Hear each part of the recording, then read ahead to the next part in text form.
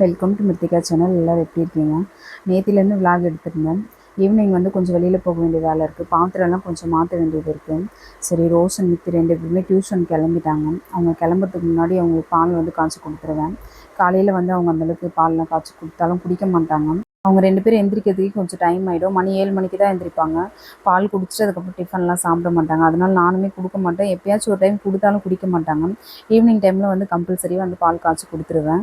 Tea குடிச்சிட்டு அதுக்கப்புறம் வந்து நானுமே வந்து வெளியில் கிளம்பலான்னு சொல்லிட்டு இந்த பேக் ஃபுல்லாமே வந்து பாத்திரம் தான் இருக்குது.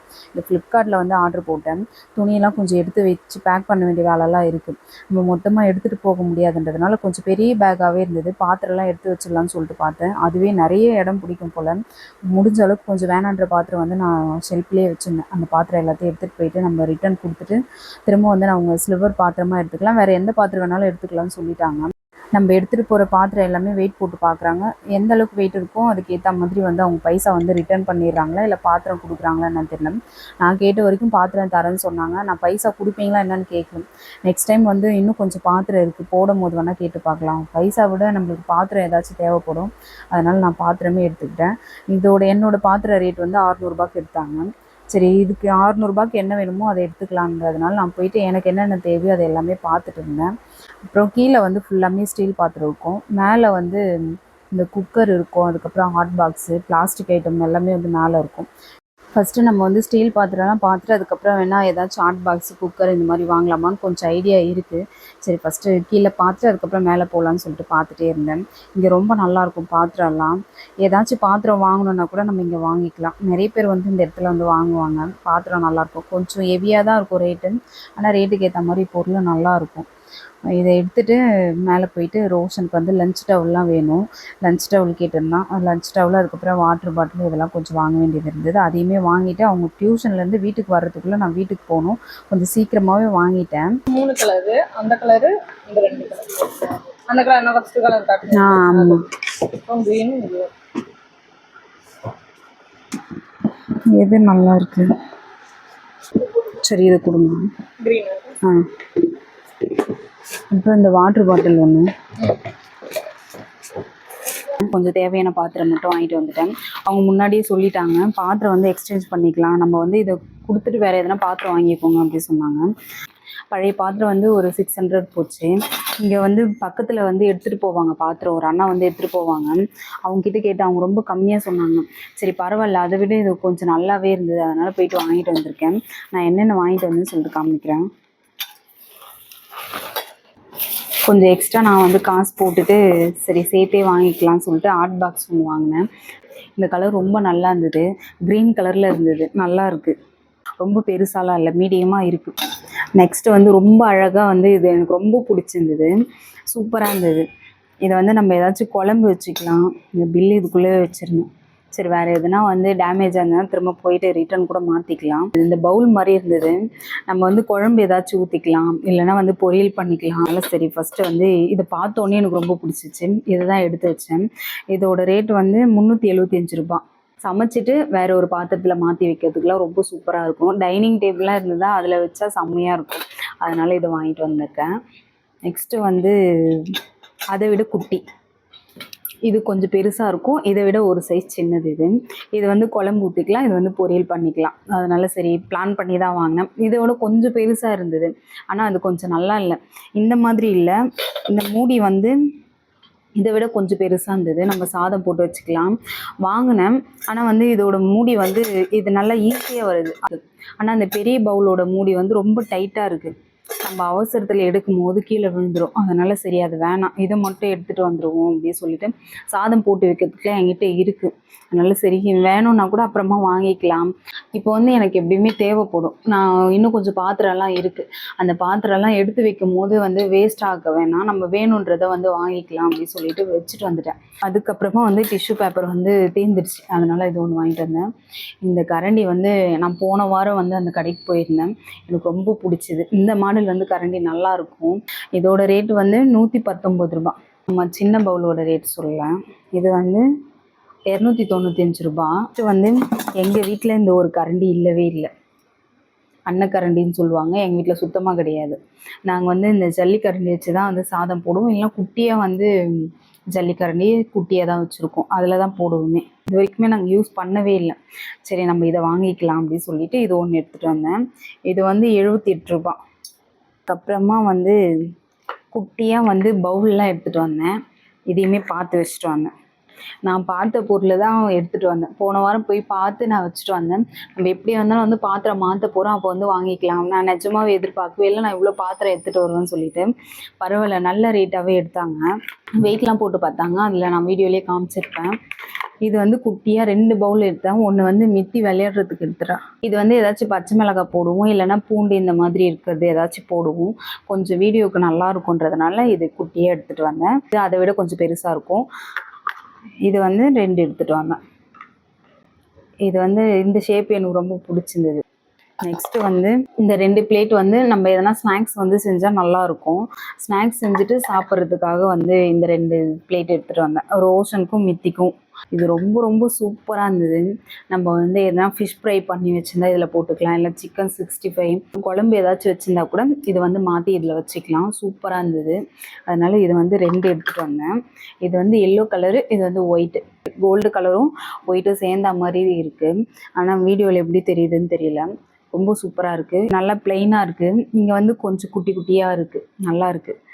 இது நம்ம வந்து சமைக்கலாம் முடியாது, இது எல்லாமே வந்து சமைச்சதை நம்ம எடுத்து வைக்கணும். அந்த மாதிரி தான் வாங்கிட்டு வந்தேன். ரொம்பவே. நெக்ஸ்ட்டு வந்து லஞ்ச் டவலுமே வந்து 2 எடுத்துகிட்டு வந்தேன். ரோஷன் வந்து ரொம்ப சின்னதாக இருக்குது, கொஞ்சம் பெருசாக எடுத்துக்கணுமான்னு சொன்னான். அதனால சரி 2 டவல் எடுத்துகிட்டு வந்தேன். ஒன்று தான் வச்சுருக்கா மித்தி, இன்னொன்று எங்கே வச்சானே தெரியல. இது இருக்குது.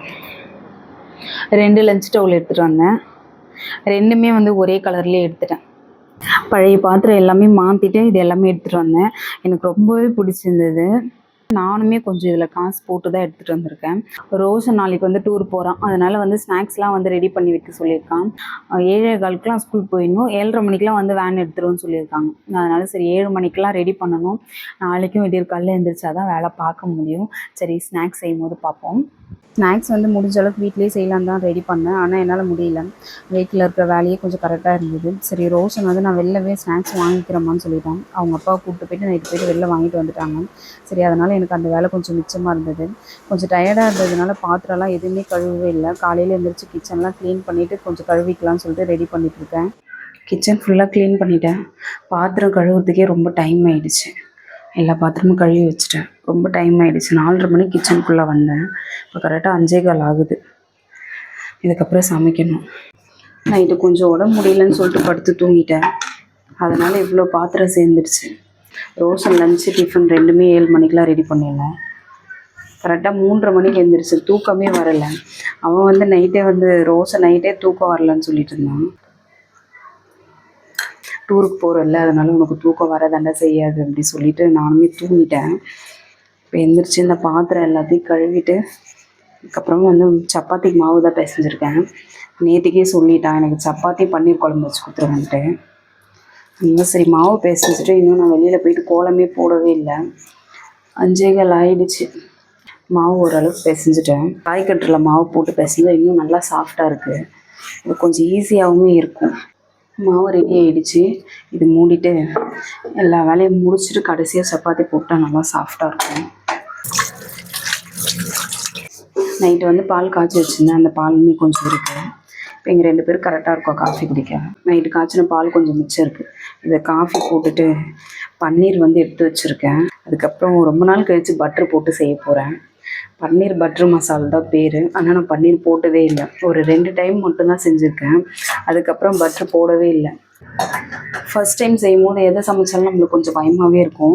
இந்த பன்னீர் மசாலா செய்யும் போது எனக்கு ஃபஸ்ட் டைம் வந்து ரொம்ப பயமாகவே இருந்தது. கரெக்டாக வருமா வராதான்னு யோசிச்சே செஞ்சேன். அதுக்கப்புறம் கரெக்டாக வந்துடுச்சு. அதுக்கப்புறம் சரி பட்டர்லாம் வேணாம், அது கொஞ்சம் ஹெவியாக இருக்கும் ரேட்டு, அதனால் எதுக்கு அப்படி சொல்லிட்டு விட்டுருவேன். வீட்டில் இருக்கிற எண்ணெய் வச்சு தான் வந்து செஞ்சுருவேன். இன்றைக்கி சரி பட்டர் வீட்டில் இருந்தது. பிஸ்கெட்க்கும் கேக் செய்யலான்னு சொல்லிட்டு வச்சுருந்தேன். ஜார் கேக் மாதிரிலாம் பண்ணியிருக்கேன். நான் அது ஷார்ட்ஸ் வீடியோ எடுத்து வச்சுருக்கேன். முடிஞ்சதுன்னா நான் வந்து போடுறேன். ஒரு 2 நாளில் போடுற மாதிரி இருக்கும். காலையிலே எழுந்திரிச்சதுனால ரொம்ப பசிக்குது வேறு. சரி காஃபி குடிச்சிட்டா கூட கொஞ்சம் ஓரளவுக்கு பசி இருக்காதுன்னு நினைக்கிறேன். காஃபி குடிச்சதுக்கப்புறம் தான் வந்து பசியே போன மாதிரி இருந்தது. சரி அதுக்கப்புறம் வந்து கோலம்லாம் போட்டுக்கலாம்னு சொல்லிட்டு வெளியில் போயிட்டு இருக்கிற வேலையெல்லாம் பார்த்துட்டு இருந்தேன். ரோஷன் வந்து சீக்கிரமாக அலாரம் வச்சு எந்திரிச்சிட்டான். சரி தூங்கினாலும் அவன் தூங்க மாட்டேங்கிறான். சரி ஃபஸ்ட்டு அவன் வெயிலில் போயிட்டு விளையாடினாலுமே அவனுக்கு வந்து கண் ரெட் ஆகிடும். தலையில் தினமும் எண்ணெய் வச்சா தான் அவனுக்கு கரெக்டாக இருக்கும். இல்லைன்னா கண் செவந்துடுன்றதுனால எண்ணெய்லாம் வச்சுட்டு தலைக்கு குளிச்சுட்டு அதுக்கப்புறமா தான் அந்த டூருக்கு ரெடி ஆனான். சரி கிச்சனில் எல்லாமே ரெடி பண்ணி வச்சுட்டு வந்திருக்கேன். இவனை ரெடி பண்ணி விட்டுனா அதுக்கப்புறம் கிச்சனில் இருக்க வேலையை போய் பார்க்கறது கரெக்டாக இருக்கும். மசாலா செய்ய எல்லாமே ரெடி பண்ணியாச்சு. ப்ராப்பராக வந்து இந்த மாதிரி செஞ்சால் சூப்பராக இருக்கும். முந்திரி பருப்பும் கசகசாவும் இது உள்ளே போட்டு வச்சுருக்கேன். இது கொஞ்சம் நேரம் தண்ணியில் நல்லா ஊறிச்சுன்னா நல்லாயிருக்கும். எல்லாமே வதக்கி தான் செய்யணும். ஒரு 3 தக்காளி வச்சுருக்கேன். ஒரு 4 பெரிய வெங்காயம் கட் பண்ணி வச்சுருக்கேன்.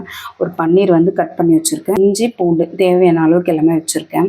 இது எல்லாத்தையுமே வந்து வதக்கிட்டு பன்னீர் தவிர்த்து மற்ற எல்லாமே வதக்கிட்டு குழம்பு வச்சுக்கலாம். கொஞ்சமாக வந்து பட்டர் யூஸ் பண்ணிக்கிறேன். பட்டர் அதிகமாக போட்டு செஞ்சாலுமே நல்லா தான் இருக்கும். கொஞ்சம் எக்ஸ்ட்ரா தான் போட்டேன்னு நினைக்கிறேன். பட்ரு போட்டாச்சு. கட் பண்ணி வச்சுட்டாலுமே வேலை சீக்கிரமாக முடிஞ்சிடும். இது எல்லாமே போட்டு வதக்கிட்டு நம்ம அரைக்க வேண்டியது தான். வேலை ரொம்ப ஈஸியாக இருக்கும். வெங்காயம் அதுக்கப்புறம் வந்து இஞ்சி பூண்டு கருவேப்பிலை தக்காளி எல்லாமே போட்டு உப்பு போட்டு வதக்கிட்டேன். நல்லா வதங்கினதுக்கப்புறம் நம்ம போயிட்டு அரைச்சிக்கலாம். முந்திரி பருப்பு இந்த கசகசாவும் போட்டு தண்ணியில் போட்டு ஊற வச்சா தான் அது கொஞ்சம் நல்லா திக்காக இருக்கும், பேஸ்ட் மாதிரி. இது கூடவே நான் தனியாக கூட அரைச்சி ஊற்றலாம். குழம்பு இறக்கும் போது நான் முன்னாடியே இது வந்து இது கூடவே சேர்த்து வதக்கிட்டேன். பன்னீர் வந்து கட் பண்ணிவிட்டு நம்ம தண்ணியில் போட்டு ஃபில்ட்ரு பண்ணிவிட்டு அதுக்கப்புறம் வந்து குழம்பு யூஸ் பண்ணால் வந்து பன்னீர் உடையாது. நம்ம நார்மலாக வந்து குழம்பு வைக்கும்போது ஃப்ரை பண்ணும்போதுலாம் உடஞ்சிரும். இந்த மாதிரி ட்ரை பண்ணால் நல்லாயிருக்கும். இது எல்லாமே வந்து ரெடி பண்ணி வச்சுட்டேன். கொஞ்சமாக வந்து எண்ணெய் பட்டை கிராம்பு லவங்கெல்லாம் போட்டுட்டு அரைச்சி வச்சு விழுது அது கூட சேர்த்துருக்கேன். 2 ஸ்பூன் வந்து தனி மிளகாத்தூள், 2 ஸ்பூன் வந்து தனியாக போட்டிருக்கேன். கருவேப்பிலை போட்டுட்டு எல்லாமே போட்டு வதக்கிட்டேன்.